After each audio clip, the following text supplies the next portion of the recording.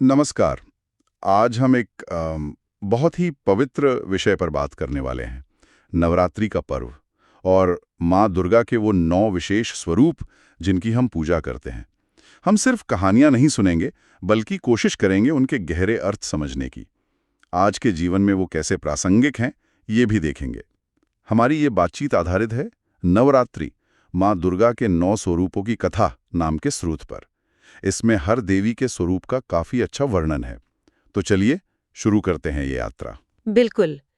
देखिए, नवरात्रि को हम अक्सर बस व्रत, पूजा, गरबा, उत्सव इसी तरह देखते हैं। हाँ, ज्यादातर तो यही होता है। पर ये 9 दिन आप देखें तो एक पूरी आध्यात्मिक यात्रा का नक्शा है, एक रोड मैप है। आध्यात्मिक यात्रा कैसे? ये दिखाते हैं कि साधक कैसे स्थिरता से शुरू करता है, फिर धीरे धीरे आत्मसंयम, साहस, सृजन, करुणा, अच्छा। फिर विजय, निर्भयता, पवित्रता, इनसे गुजरता हुआ आखिर में ज्ञान और मोक्ष तक पहुंच सकता है। तो हर स्वरूप जीवन के एक अहम पड़ाव या गुण को दिखाता है। ये तो बहुत दिलचस्प पर्सपेक्टिव है। तो इस यात्रा का पहला कदम आपने कहा स्थिरता, यानी पहले दिन की पूजा माँ शैलपुत्री की। शैल मतलब पर्वत और पुत्री यानी बेटी। जी हाँ, पर्वतराज हिमालय की बेटी। इनकी कहानी भी है। कहते हैं पिछले जन्म में ये सती थीं और अपने पिता दक्ष के यज्ञ में शिवजी का अपमान देखकर उन्होंने योगाग्नि में देह त्याग दी थी। हाँ, और फिर इनका पुनर्जन्म हुआ हिमालय के घर शैलपुत्री के रूप में। और देखिए, यहाँ पर्वत का प्रतीक कितना महत्वपूर्ण है। पर्वत यानी अडिगता, मजबूती, दृढ़ता। सही। तो शैलपुत्री का स्वरूप हमें वही स्थिरता, वही संकल्प याद दिलाता है जो जीवन की मुश्किलों का सामना करने के लिए चाहिए। ये साधना की पहली सीढ़ी है, समझ लीजिए। एक मजबूत नींव, एक स्थिर मन। बिल्कुल, क्योंकि जब तक मन और इरादे डगमगाते रहेंगे, आगे की साधना तो मुश्किल है। और ये स्थिरता सिर्फ बाहर की परिस्थितियों के लिए नहीं, अंदर के लिए भी। विचारों और भावनाओं का जो उतार चढ़ाव है, उसे संभालने की नींव। हाँ, ये बात तो है। और शायद इसी स्थिरता की नींव पर फिर तप और संयम की इमारत खड़ी होती है। दूसरा दिन माँ ब्रह्मचारिणी। बिल्कुल, ब्रह्म मतलब तपस्या और चारिणी मतलब आचरण करने वाली। तप का आचरण करने वाली। कहते हैं शिवजी को पति रूप में पाने के लिए उन्होंने हजारों साल बहुत कठोर तपस्या की थी। जी हाँ, अत्यंत कठोर। पहले सिर्फ फल फूल पर रहीं, फिर तो वो भी छोड़ दिया। कहते हैं पत्ते तक नहीं खाए। सोचिए जरा। उनकी तपस्या अपने आप में एक प्रेरणा है। ये स्वरूप है त्याग का, वैराग्य का, कठिन अनुशासन का। ये सिखाता है कि भाई कोई बड़ा लक्ष्य पाना है तो दृढ़ निश्चय चाहिए, सेल्फ कंट्रोल चाहिए और कड़ी मेहनत तो करनी ही पड़ेगी। इनकी साधना से आत्मबल बढ़ता है, सहनशक्ति बढ़ती है। तो स्थिरता के बाद अपनी इच्छाओं और इंद्रियों पर काबू पाना, ये अगला कदम है। और उस तपस्या से जो एक अंदरूनी शक्ति मिलती है, शायद वही शक्ति फिर बाहरी बुराइयों से लड़ने का साहस देती है। तीसरा दिन माँ चंद्रघंटा। हाँ, इनके माथे पर घंटे के आकार का आधा चांद है, इसीलिए चंद्रघंटा। अच्छा। इनका रूप वैसे तो शांत और सुंदर बताया गया है, पर वीरता भी भरपूर है। हाँ, और वो जो नाम में घंटा है ना, उसका खास महत्व है। अच्छा। कहते हैं कि उनके घंटे की जो भयंकर आवाज है, उससे बुरी शक्तियां, राक्षस, दैत्य सब डरकर भाग जाते हैं। ओह। तो ये स्वरूप शांति और वीरता का एक कमाल का संगम है। ये दिखाता है कि सिर्फ शांत होना काफी नहीं, या सिर्फ वीर होना काफी नहीं। जरूरत पड़े तो सौम्यता के साथ पराक्रम दिखाना, अन्याय के खिलाफ आवाज उठाना, ये भी जरूरी है। ये अंदर के और बाहर के दोनों तरह के दुश्मनों पर जीत पाने की प्रेरणा है। वीरता और बुराई का नाश। इसके बाद ध्यान जाता है सृजन पर, क्रिएशन पर। चौथा दिन माँ कूष्मांडा। माँ कुष्मांडा। इनके बारे में कहते हैं कि जब सृष्टि थी ही नहीं, चारों तरफ सिर्फ अंधेरा ही अंधेरा था, तब माँ ने सिर्फ अपनी हल्की सी मुस्कान से ही पूरे ब्रह्मांड की रचना कर दी। सोचिए, ये कल्पना ही कितनी अद्भुत है ना? कुष्मांडा का एक मतलब कोहना या पेठा भी होता है, जिसकी बलि इन्हें प्रिय है, ऐसा भी कहते हैं। पर गहरा अर्थ तो सृष्टि की रचना से ही जुड़ा है। बिल्कुल, इसीलिए माँ कुष्मांडा को सृष्टि की आदि स्वरूप माना जाता है, आदि शक्ति। कहते हैं सूरज के अंदर रहने की शक्ति भी सिर्फ इन्हीं में है। अच्छा। और इनका तेज ही 10 दिशाओं को रोशन करता है। तो ये स्वरूप है नई ऊर्जा का, क्रिएटिविटी का, उत्साह का। जहां अंधेरा हो, निराशा हो, वहां ये नई शुरुआत की, उम्मीद की किरण है। इनकी पूजा से कहते हैं रोग शोक मिटते हैं, जीवन में पॉजिटिव एनर्जी आती है। ये याद दिलाता है कि हर शून्य से सृजन हो सकता है। सृजन के बाद फिर बात आती है उस शक्ति की जो सृजन को संभालती है, पालती पोसती है, मातृत्व। 5वां दिन है स्कंद माता का। जी, स्कंद माता। भगवान कार्तिकेय, जिन्हें स्कंद भी कहते हैं, उनकी माता होने के कारण ये स्कंद माता कहलाईं। स्कंद वही है ना जिन्होंने देवताओं के सेनापति बनकर तारकासुर को मारा था? जी हाँ, वही स्कंद। तो स्कंद माता का स्वरूप है वात्सल्य का, करुणा का, ममता की शक्ति का। उनकी गोद में बालक स्कंद में बैठे दिखाए जाते हैं। ये दिखाता है कि माँ अपने बच्चे के लिए हमेशा तैयार है, उसके कल्याण के लिए। लेकिन जरूरत पड़ने पर वही माँ दुष्टों का संहार करने वाली शक्ति भी बन सकती है, जैसा उनके बेटे ने तारकासुर के साथ किया। सही बात है। तो ये स्वरूप हमें प्रेम और करुणा सिखाता है, पर साथ ही अपने कर्तव्यों का पालन करना और धर्म की रक्षा का संदेश भी देता है।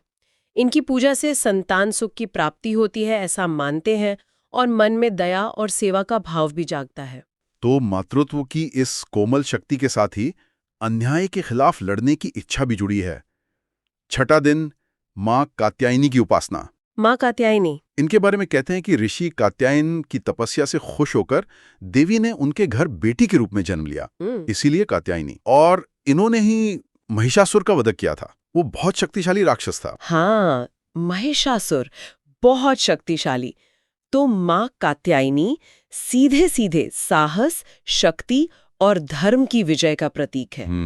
देखिए, महिषासुर का वध कोई छोटी बात नहीं थी। उसने तो देवताओं को भी हरा दिया था।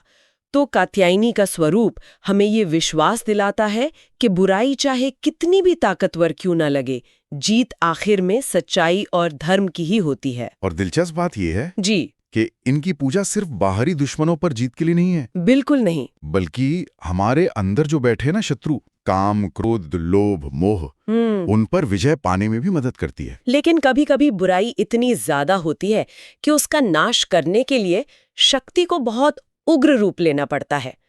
7वां दिन माँ कालरात्रि। माँ कालरात्रि, हाँ। इनका स्वरूप तो काफी भयंकर बताया गया है।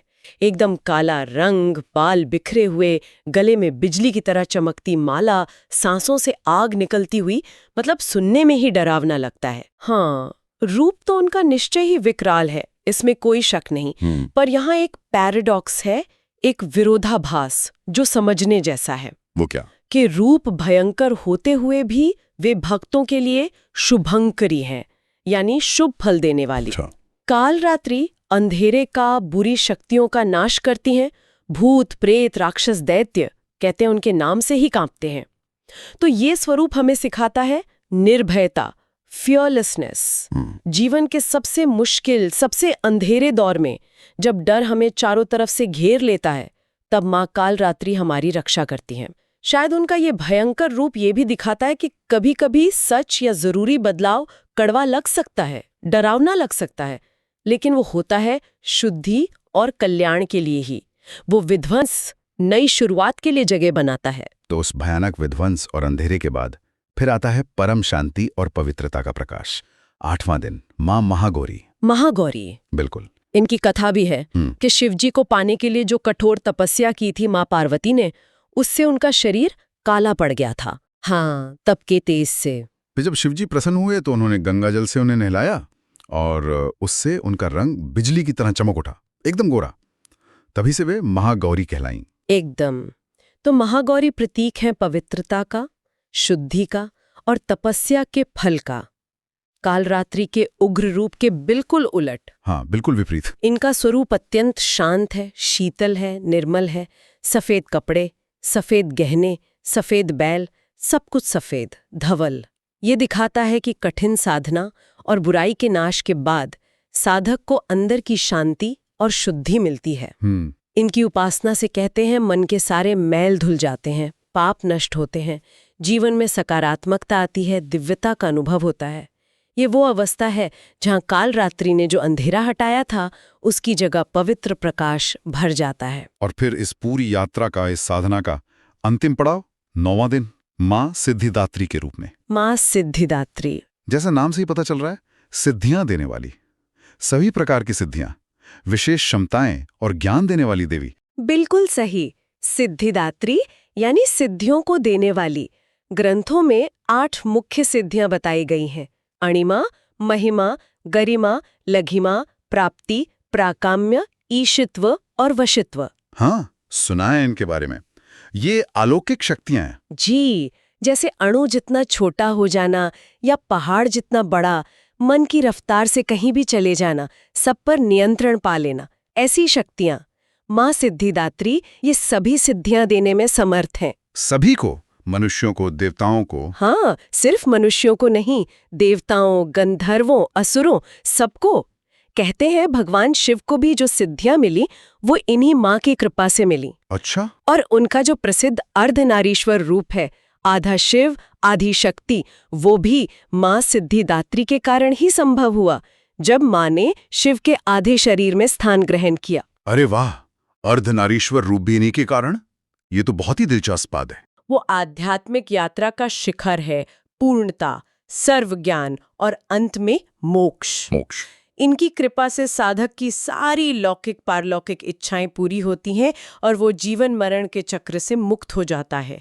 ये उस परम चेतना से एक हो जाने का प्रतीक है जहां यात्रा पूरी होती है। तो ये थी माँ दुर्गा के 9 स्वरूपों की एक अद्भुत यात्रा, शैलपुत्री की स्थिरता से शुरू होकर सिद्धिदात्री की परम सिद्धि तक। वाकई ये 9 दिन सिर्फ कैलेंडर के पन्ने नहीं हैं, ये तो अपने अंदर झांकने का, आध्यात्मिक रूप से आगे बढ़ने का एक मौका है। निश्चित रूप से ये पूरी यात्रा आप देखें तो एक तरह से पर्सनल ग्रोथ का, व्यक्तिगत विकास का रोड मैप है। हाँ, कह सकते हैं। स्थिरता शैलपुत्री से शुरू किया, फिर अनुशासन ब्रह्मचारिणी, साहस चंद्रघंटा, रचनात्मकता कुष्मांडा, करुणा स्कंदमाता, अन्याय के खिलाफ लड़ना कात्यायनी, निर्भयता कालरात्रि, अंदर की शुद्धि महागौरी, और फिर आखिर में ज्ञान और पूर्णता सिद्धिदात्री तक पहुंचना। ये हमें सिखाता है कि जीवन की अलग अलग चुनौतियों का सामना करने के लिए और एक बेहतर इंसान बनने के लिए हमें किन किन गुणों को अपने अंदर जगाना है, विकसित करना है। ये अंधेरे से उजाले की तरफ ले जाने वाला एक मार्गदर्शन है। इस पूरी बातचीत के बाद मेरे मन में एक सवाल आ रहा है। जी। आज की जो भागदौड़ भरी जिंदगी है हमारी, तनाव है, चुनौतियां हैं और कहीं ना कहीं खुद को बेहतर बनाने की इच्छा भी रहती है, तो माँ दुर्गा के इन 9 स्वरूपों में से कौन सी शक्ति या कौन सा गुण ऐसा है जो हमें लगता है कि आज अपने जीवन में उतारने की सबसे ज्यादा जरूरत है? शायद ये सोचने वाली बात है। Thanks for watching this video. ऐसी रोमांचक और रहस्यमयी पॉडकास्ट सुनने के लिए हमारे चैनल को सब्सक्राइब करें और बेल आइकन को दबाएं ताकि हमारी लेटेस्ट वीडियो आपको मिलती रहे।